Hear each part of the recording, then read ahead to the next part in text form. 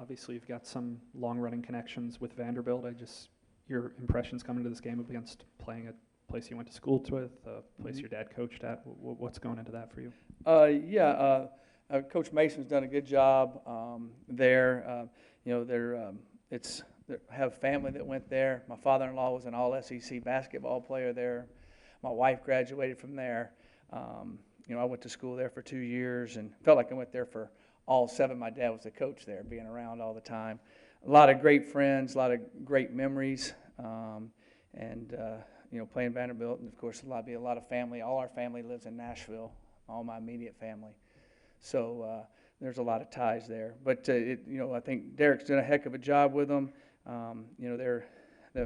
Keshawn Vaughn is an excellent running back, and Lipscomb, the wide receiver, he makes play after play after play. So I think that they're going to be a tough group for a stop. They're starting to kind of click on offense, and they scored quite a few points against LSU and moved the ball well on LSU, which LSU is good on defense and has been. So it's going to be a tough game for us. But there are a lot of connections, a lot of family connections for sure. Mike, Saturday you had 3 freshmen a lot of times in the defensive backfield trying to cover NFL receivers. We all get that. Did they learn anything, or how do you go about picking yourself up off the mat with that? Yeah, they did learn. There's no doubt about it. And as we watched the film yesterday and went through our walkthrough and then went over different things that they're learning from, all of our guys, there's a lot of learning in that game that we can learn from and go from. And I thought that they tried to compete, try to do some different things, but you got to be right on your game when the quarterback's that accurate and those guys are that athletic and fast. And we definitely weren't right on our game at all. Mike, what's kind of the trickle-down effect with Ryder being out? Obviously, probably Tisdale more snaps and all that. How does that kind of affect you? Yeah, losing Ryder's a big loss for us. He's a great technician in there, does everything correctly, has made plays for us, has harassed the quarterback quite a bit from inside, has good length. He's just a great kid to be around too, and he's played really hard for us. He was playing on the field goal unit too and doing some different things. He was kind of a little bit all over for us, playing on the punt team. So he's going to be a big loss for us. And defensively, Tiz will play more. We'll play Bivens more. Hal Northern will play more now. And Hal played a little bit more in the game Saturday with the situation. So that's kind of how we'll work that. Vandy's got pretty good balance, it looks like. Yes. As a defensive coordinator, how do you attack that? Well, the first of all, the running back is excellent, and he's able to pop through there. He's powerful. He's strong. He can take it to the house from distance. He's an excellent running back. So we're going to have to be able to stop the run. But they're going to try to throw the football on us, wouldn't you? And so we've got to be able to get better in our passing game. But if we go just focus on the passing and try to do all that and negate the run, he can come up with 200, 250 yards. I mean, he's that good of a runner. He's excellent. So we've got to fix those different issues and be able to still stop him. There's no doubt about it.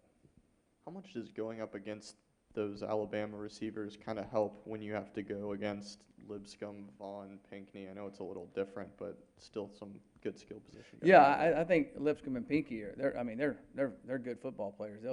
I think they'll both have chances of being on some NFL rosters. They're going to be guys people look at and scouts look at. I mean, they're that good. They're fast. They're good size for their position.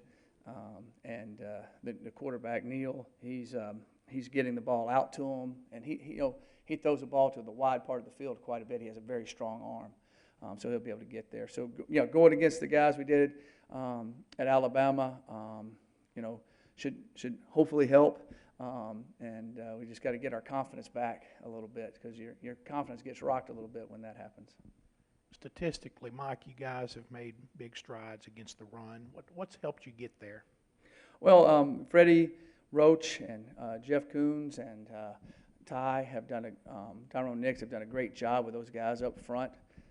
And then we're playing really stout, and Benito and Coatney and Tiz and Austrian, I can name them all. All the front guys in the front there have played really stout, played really sound defense for us. They've been selfless. They've stayed in their gaps. And then we've moved them. They've moved and made and done well there too. So the combination of how they're playing stout and how they're moving has really helped us. Our big guys on the edge have set the edge, have helped us from letting counters and outside plays really just gash us. I thought they've done a good job there. So to me, it's that situation. Our inside linebackers have tackled well through there. We didn't tackle as well as we'd like to Saturday. A few more tackles in there, we wouldn't have gave up as many yards. So they've got to keep doing that. What do you think needs to be done to get better at getting off the field on third downs? A